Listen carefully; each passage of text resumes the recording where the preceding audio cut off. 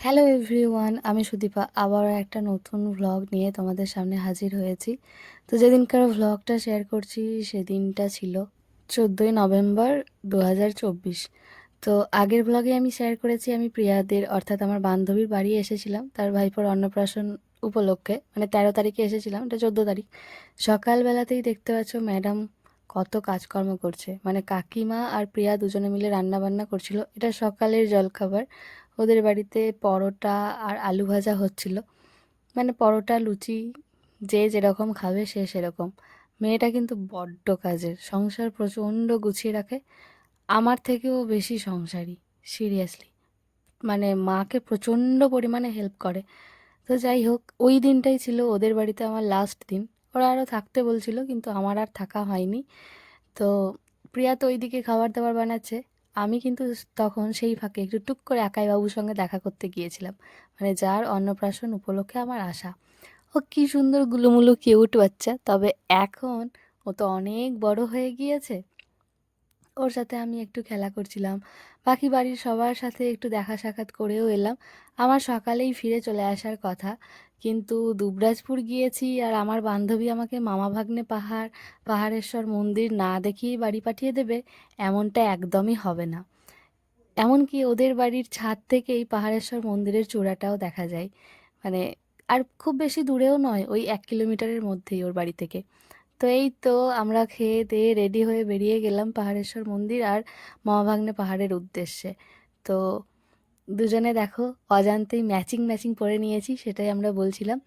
ওদের বাড়ি থেকে একটুখানি এগিয়ে এসেই টোটো পাওয়া যাবে মেন রোডে, একটু গলিতে যেতে হয়, তো সেইখানেই মানে আমরা অজান্তেই ম্যাচিং হয়ে গিয়েছে আমাদের, বেশ ভালো।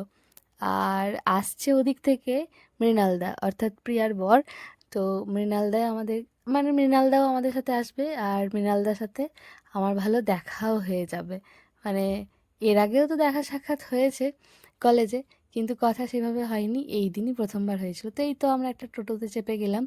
তবে কি জানো তো, ওখানে না ভীষণ জ্যাম লেগে যায় ওই সরু গলি রাস্তা দিয়ে যেতে গেলে। তো ওই জন্য একটুখানি দেরি হয়েছিল, ব্যাস, আর কিছুই না। নাহলে খুবই কাছে, যদি বাইক বা সাইকেল নিয়ে যাওয়া যায় তাহলে টোটোর আগেও পৌঁছে যাওয়া যাবে, কারণ টোটোতে তো জ্যামে একটু একটু আটকে থেকে যায়। যাই হোক, তো শর্টকাট রাস্তা দিয়ে বাইপাস দিয়ে টোটোওয়ালা নিয়েও যাচ্ছিল। আর যেই দিকটাতে যাচ্ছি সেই দিকটাতে প্রিয়ার শ্বশুরবাড়ি, মানে ওর কাছাকাছি। যাই হোক, বেশ ভালো। এতদিন আমি প্রচুর মামা ভাগ্নের পাহাড়ের গল্প শুনেছি বীরভূমে থাকা সত্ত্বেও। সত্যি বলছি, আমার এর আগে কখনো মামা ভাগ্নে পাহাড় দেখা হয়নি। এটা আমি প্রথমবার মামা ভাগ্নে পাহাড় দেখবো। মা আমাকে অনেক গল্প শুনিয়েছে মামা ভাগ্নে পাহাড়ের, যে ওখানে নাকি মামা ছোট হয় ভাগ্নে বড় হয়, এরকমই পাহাড়। আমিও অনেক দিন ধরে অপেক্ষায় ছিলাম, কিন্তু সেটা সুযোগ হয়ে উঠছিল না। যাই হোক, এই এমএ করার থ্রুতে, আমার একটা ভালো বান্ধবী পাওয়ার থ্রুতে, বান্ধবীর বাড়ি যাওয়ার থ্রুতে সমস্ত কিছু হয়ে গেল। ওই যে কথায় আছে না, যেটা যতক্ষণকার ততক্ষণ না হলে হয় না, আর ভগবান না চাইলেও হয় না। এই তো পৌঁছে গিয়েছি, প্রথমেই তো মন্দির, তার পিছনে পাহাড়টা।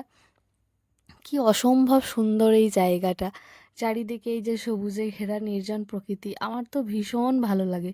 প্রকৃতি মানেই অসম্ভব সুন্দর।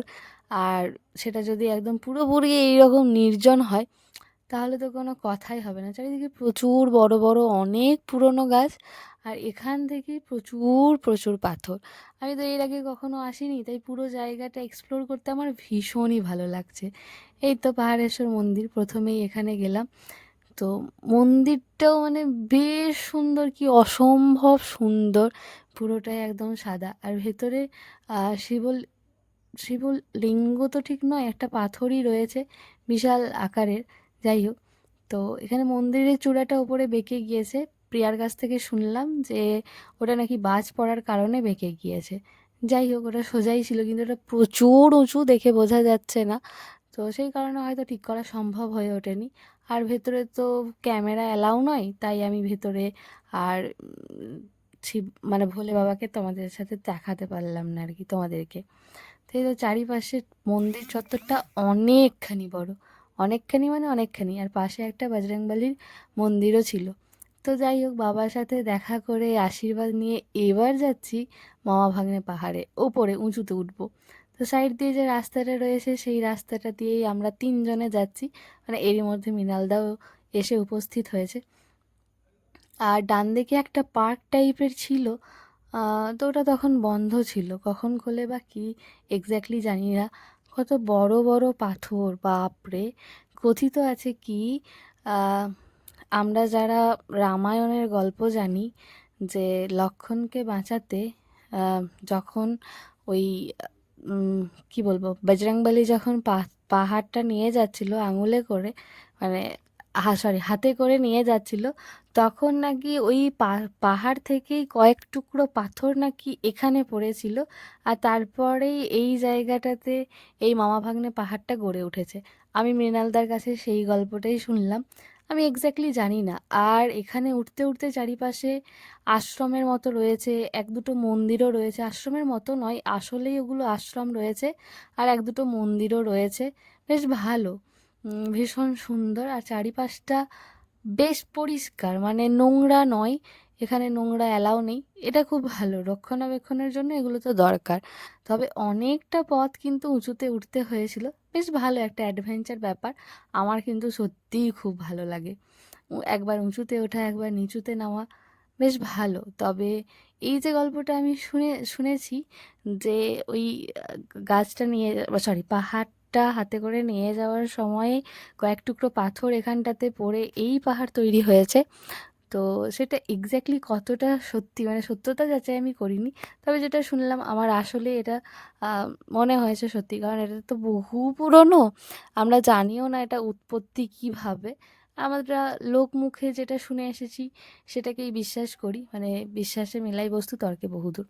যাই হোক, চারিপাশটা বেশ সুন্দর, এখানটা সুন্দর তো বটে, নোংরা নেই এটাও সত্যি কথা, কিন্তু চারিদিকে A+B, B+C, C+D এইসব কেন বুঝি না, বাবা সে কি ভালোবাসার নিদর্শন চারিদিকে, এর নামের সাথে যুক্ত করে তার নাম, তার নামের সাথে যুক্ত করে ওর নাম, এই অবস্থা। আর চারিপাশে প্রচুর প্রচুর গাছপালা, আমার ভীষণ ভালো লাগছিল।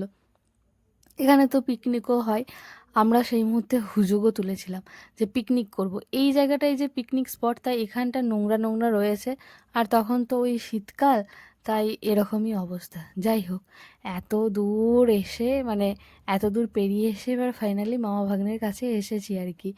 আর একটুখানি উঠে গেলেই হবে, তবে এখানে জুতো পরে যাওয়া অ্যালাউ নয়, কারণ এখানে অবশ্যই একটা মন্দির রয়েছে। ঠিক আছে, কোনো ব্যাপার নেই। ভীষণ মজা হয়েছে, প্রচুর অ্যাডভেঞ্চার করেছি। আর প্রথমবার এই যে দেখা হলো মামা ভাগ্নে পাহাড়ের সাথে, হ্যাঁ, এই তো এই পাথর খণ্ড দুটো মামা ভাগ্নে, সেটাই শুনলাম। এই দেখো চারিদিকে এই এত ভালোবাসার নিদর্শন, বাবারে বাবা, ভালোবাসার কোনো শেষ নেই। আর ওপর থেকে চারিপাশটা এই রকম সুন্দর লাগছিল দেখতে, ভীষণ ভালো। আরও একটু উঁচুতে উঠলে ভালো হতো, কিন্তু পড়ে গিয়ে ট্যাং খোঁড়া হয়ে গেলে তার দায় আর কে নেবে, তো তাই আর উঠিনি আর কি। আর এই যে তাল গাছ এক পায়ে দাঁড়িয়ে, এখানে ভোলে বাবার একটা কি সুন্দর ছবি আঁকা রয়েছে। আমি উঠেছিলাম অনেক উঁচুতে, তবে সেই উঁচুগুলো থেকে উঠে আর কোনো ভিডিও করিনি, মানে ফোনটাকে পড়ে যাওয়ার যে রিস্ক, সেটা আমি নিইনি। আর বারবার ওদেরকে বলছিলাম, কী রে এখান থেকে ঝাঁপাবো, বলে হ্যাঁ একবার দেখতেই পারিস। যাই হোক, সামনে ওরা দুজন যাচ্ছে, পেছনে আমি ফিরে যাচ্ছি। অনেকক্ষণ ছিলাম, তবে অতক্ষণের ভিডিও তো করিনি, ভিডিও করা সম্ভবও নয়। আর আমি যে কী কাণ্ড কারখানা করেছি তার একটা ক্লিপস একটু পরেই দেখতে পাবে, মানে প্রচণ্ড, মানে আমি যে এত বড় হয়ে গেছি সেটা কে আর বলবে। যাই হোক, আমি বয়সেই বড় হয়েছি, মনের দিক থেকে এখনও বাচ্চাই আছি, সেটা আমি মনে করি, আর আমার চারপাশের মানুষজনও সেটাই মনে করে। তো ভীষণ ভালো মজা হয়েছিল।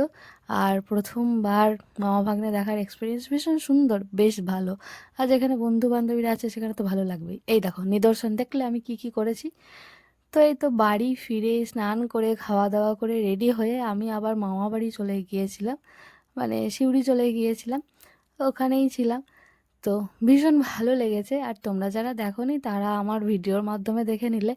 তো বিকালে জামাইবাবু, অর্থাৎ প্রিয়ার জামাইবাবু আমাকে বাস ধরাতে গিয়েছিল, তো সেখান থেকে বাস ধরে আমি মামার বাড়ি চলে গিয়েছিলাম। তো এই ছিল আমার আজকের ভিডিও। তোমাদের কেমন লেগেছে অবশ্যই একটা কমেন্টের মাধ্যমে জানিও। দেখা হবে আবার নতুন কোনো একটা ভিডিওর সাথে, নতুন কোনো একটা দিনে। ততক্ষণ এটুকুনিই থাক। অবশ্যই কিন্তু জানাতে ভুলো না যে আজকের এই ভ্লগ তোমাদের কেমন লেগেছে। চলো টাটা, রাধে রাধে।